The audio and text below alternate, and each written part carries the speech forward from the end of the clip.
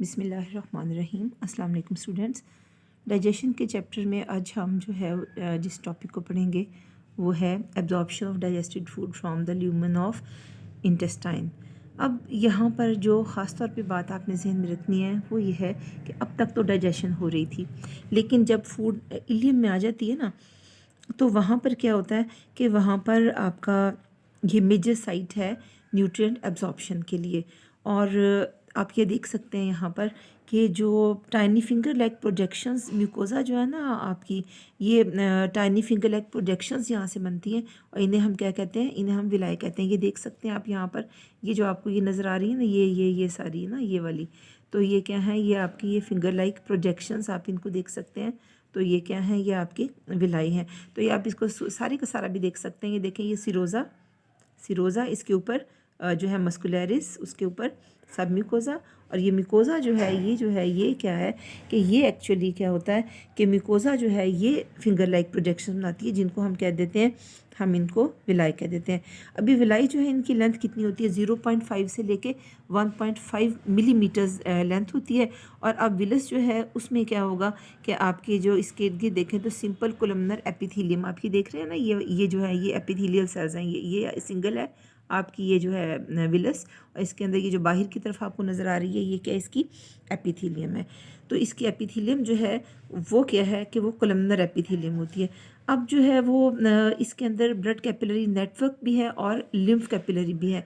ये देखें, ये ब्लड कैपिलरी, ये आपको यहाँ पर नज़र आ रहा होगा, ये ब्लड कैपिलरी नेटवर्क, और इसके दरमियान में आपको ये जो ग्रीन सी नज़र आ रही है ना, ये आ रही हैं ब्रांचेस आ रही हैं इसकी, और ये इसके अंदर जा रही है। ये ग्रीन सी जो आपको नज़र आ रही है ये लैक्टियल है, यानी कि लिम्फ कैपिलरी है, इसको हम क्या कह देते हैं, इसको हम लैक्टियल कहते हैं। अब ये जो है ना स्मॉल इंटेस्टाइन, इसमें क्या होता है कि इसके अंदर स्ट्रक्चरल फीचर्स हैं, और काम उनका क्या है, काम उनका ये है कि वो इसका जो सरफेस एरिया है उसको क्या करते हैं कि उसको इंक्रीज़ कर देते हैं ताकि एब्जॉर्प्शन मैक्सिमम हो सके। अब हमने ये बात करनी है कि वो कौन कौन से फीचर्स हैं, स्ट्रक्चरल फीचर्स हैं स्मॉल इंटेस्टाइन में, जो कि क्या करेंगे कि जो इसके सरफेस एरिया को इंक्रीज़ कर देंगे। तो उसमें सबसे पहले ये देखें कि इंटरनल वॉल जो है उसकी वो क्या है, वो फोल्डेड है, और इससे क्या होता है कि सरफेस एरिया फॉर एब्जॉर्प्शन बढ़ जाएगा। तो आप ये देखें, ये इसकी वॉल है, आप ये इसके अंदर ये फोल्ड्स को देख सकते हैं कि ये इसके अंदर फोल्ड्स प्रेजेंट है, तो ये इसके सरफेस एरिया को बढ़ाएंगे। दूसरी चीज़ जो इसको बढ़ाती है सरफेस एरिया को, वो क्या है, विलाई और माइक्रोविलाई।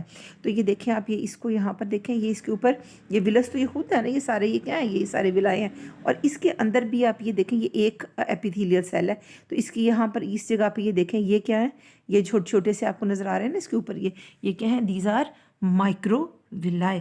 तो ये तीन चीज़ें हैं जो कि इसकी सरफेस एरिया को बहुत बढ़ा देती हैं, और इसकी वजह से क्या होगा कि आपके जो है एब्जॉर्प्शन बहुत इफ़ेक्टिवली हो सकती है। और हम कह सकते हैं कि जो स्ट्रक्चरल फीचर्स हैं, ये जो स्मॉल इंटेस्टाइन है इसको largest part of alimentary canal बना देते हैं स्ट्रक्चरल फीचर्स की वजह से। अब देखें कि इसमें जो है ना, अगर कोई भी न्यूट्रिएंट है उसने क्या करना है कि उसने एब्जॉर्प्शन उसकी होनी है, तो वो दो जगहों पे जा सकता है, या तो ब्लड में जाएगा, ये जो आपके ने कैपिलरीज हैं ये वाले, ये इसके अंदर जाएगा, या किस में जाएगा, लिम्फ में, यानी कि लैक्टियल में जाएगा। तो ये जो है किसी दो में भी ये जो है वो जा सकता है, यानी कि लैक्टियल में जाएगा यहाँ पर, और या फिर क्या है कि ब्लड वेसल्स के अंदर जाना है इसने, तो इन दोनों में से किसी एक में भी ये जाएगा। और लेकिन जब उसने जाना है तो उसको कहाँ कहाँ से गुजरना पड़ेगा, उसको गुजरना पड़ेगा सबसे पहले तो सबसे बाहर क्या है, अभी देखें कि यहाँ से वो आना चाह रहा है, तो सबसे पहले तो यहाँ से गुजरेगा ना, ये एपिथेलियल वॉल है इसकी, जो एपिथेलियल सेल्स हैं यहाँ से गुजरेगा। और दूसरा कहाँ जाएगा वो, कि अगर तो उसकी एब्जॉर्प्शन कैपिलरीज में है तो वो कैपिलरीज की जो है वो सेल लाइनिंग वहाँ से गुजरेगा, और अगर उसको जाना है लिम्फ वेसल में यानी कि लैक्टियल में, तो वो ये ग्रीन सी आपकी जो है ना ये दरमियान में बनी हुई है, तो ये इसके अंदर जाएगा। तो दो जगहों से उसको तो लाजमी गुजरना है, एपिथेलियल सेल से भी गुजरना है, और या तो फिर वो किस में गुजरेगा, अगर उसकी एब्जॉर्प्शन ब्लड कैपिलरीज में तो कैपिलरीज में जाएगा, और अगर लिम्फ वेसल में होनी है तो वो उसमें जाएगा। अब ये इसी तरह से इसकी एक और आप ये देख लें मोर डिटेल, यानी कि वो ज़रा ये है आपकी आपकी जो नज़र ज़्यादा आराम से आ रहा है, और वो क्या है आपका, यहाँ देख लें, ये सेंटर में जो ये आपकी ये जा रही है, ये क्या है, ये वाली ये लैक्टियल है इसमें, और ये इसकी इर्द गिर्द आप ये देख सकते हैं ये ब्लड कैपिलरीज हैं, और ये जो है इसके सबसे बाहर जो है ये क्या है, इसके एपिथेलियल सेल्स। तो ये आप इसका फंक्शन भी, इसको पॉज करके आप इसका इन सब के फंक्शंस लिखे हुए हैं, हम इनको ये भी इनको आप पढ़ सकते हैं। वैसे तो हम इसकी डिटेल में बात करेंगे भी, लेकिन आप यहाँ से भी इनको एक बार पढ़ सकते हैं। इसके बाद जो है वो आपके पास जो है वो आ जाएगा। नेक्स्ट जो है वो हमने बात डिटेल में अब जाना है कि इसकी डिटेल जो है वो क्या होगी, डिटेल में अब हमने इसकी जाना है। तो वो आप ये देखें कि इसमें आपका एब्जॉर्प्शन एक एक करके बात करेंगे कि किस किस चीज़ की एब्जॉर्प्शन। तो एब्जॉर्प्शन ऑफ कार्बोहाइड्रेट्स जो है वो हो रही है। तो एब्जॉर्प्शन जो होती है ना, ये अब ये इसमें एब्जॉर्प्शन कार्बोहाइड्रेट्स की जो है ना वो कैसी होती है, कम्बिनेशन है आपकी दो प्रोसेस। एक तो सिंपल डिफ्यूजन भी हो सकती है और दूसरा एक्टिव ट्रांसपोर्ट्स के ज़रिए से भी हो सकती है। तो ये दोनों ही प्रोसेस चलते हैं। अब मोनोसैकेराइड जो है ना वो उनकी जो ट्रांसफ़र जो होनी है वो कैसे होगी, वो आपकी जो ट्रांसफ़र होंगे बाय फैसिलिटेटेड डिफ्यूजन, इसके ज़रिए से ये आपके जो है इनकी ट्रांसपोर्ट होती है। अब देखें कि जो है ना मोनोसैकेराइड्स ये जाएंगे कहाँ पर, ये जाएंगे डिफ्यूज़ जब होते हैं तो ये कैपिलरी की इंटेस्टिनल वॉल जो है वहाँ पर जाएंगे, और वहाँ से ये कहाँ जाते हैं, वहाँ से ये जाते हैं आपके जो इंटेस्टिनल कैपिलरीज में इंटेस्टिनल विलाई की, और वहाँ से इनको कौन लेके जाएगा, हिपैटिक पोर्टल सिस्टम कहाँ लेके जाएगा, टू द लिवर। अब जब ये लिवर में चले जाए ना, तो लिवर में जाने के बाद क्या होता है कि लिवर में जो है ना जो नॉन ग्लूकोज शुगर्स होती है ना वो कन्वर्ट किस में हो जाती हैं, ग्लूकोज में हो जाती हैं। और इस तरह से ग्लूकोज जो है वो क्या करेगा कि वो सेल में जो है वो फैसिलिटेटेड डिफ्यूजन के जरिए से सेल्स जो है उनके अंदर वो एंटर हो जाता है।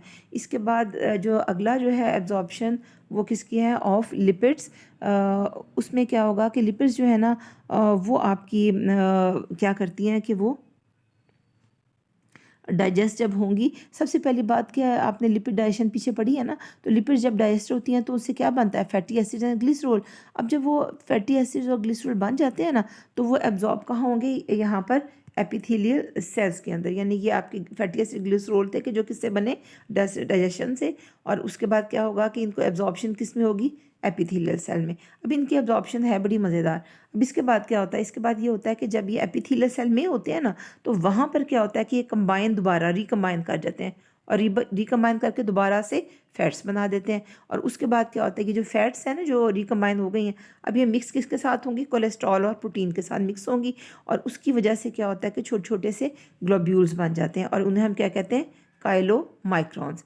ये जो काइलोमाइक्रॉन्स है ना, अब इन्होंने बाहर आना है ना, जाना किस में, लैक्टियल में जाना। क्योंकि याद रखें कि लिपिड्स की अब्जॉर्प्शन जो है ना वो लैक्टियल में होनी है, वो कहीं और नहीं होनी।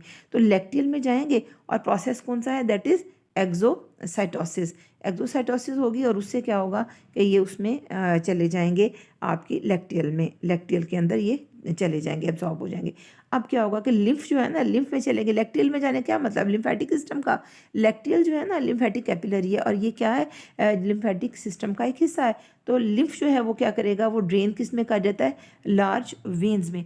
और इस तरह से क्या होता है कि जो वो ब्लड जो है ना ये यानी कि जो लिम्फ जो है वो क्या करेगा कि वो इसको रिटर्न कर देता है। यानी कि उसके अंदर ब्लड में जब ये चले जाएंगे तो वहाँ से कहाँ जाएगा, वहाँ से ये हार्ट के अंदर चला जाएगा। और इस तरह से क्या होता है कि ये ड्रेन हो जाता है लिम्फेटिक सिस्टम से, क्योंकि गया लार्जर वेन्स में। इसका क्या मतलब है कि किस में चला गया, वो ब्लड में चला गया, और ब्लड से कहाँ जाएगा, वो हार्ट में चला जाएगा। और इस तरह से इनकी एब्जॉर्प्शन जो है वो मुकम्मल हो जाती है। इसके बाद नेक्स्ट जो है वो कौन सी आ जाती है, प्रोटीन्स। प्रोटीन्स की एब्जॉर्प्शन जो है ना वो कार्बोहाइड्रेट से मिलती जुलती है, क्योंकि मेन प्रोसेस सेम है। तो याद रखें कि कार्बोहाइड्रेट्स और प्रोटीन्स ये जो हैं ये ब्लड कैपिलरीज में जाके इनकी एब्जॉर्प्शन होती है, और जो लिपिड्स हैं उनकी लैक्टियल में होती है। तो अब जो है ना प्रोटीन्स, अब क्या होगा कि इंडिविजुअल अमीनो एसिड्स, आपको पता है ना जिस वक्त एब्जॉर्ब जो होती है, डाइजेशन होती है इनकी प्रोटीन्स की, तो उससे क्या बन जाते हैं, अमीनो एसिड्स बन जाते हैं। अब ये क्या होंगे कि ये एब्जॉर्ब किस में होंगे, सबसे पहले एपिथेलियल लाइनिंग में विलाय की, और वहाँ से एंटर किस में हो जाते हैं, हिपैटिक पोर्टल सिस्टम के अंदर। ये देखें, ये था अमीनो एसिड से, और ये सबसे पहले कहाँ गए, एपिथेलियल सेल्स में। वहाँ से कहाँ जाएंगे, ये हिपैटिक पोर्टल सिस्टम के अंदर चले जाएंगे, और वहाँ से किस में जाएंगे, लिवर। अब यहाँ से ही सारा काम शुरू हो जाता है।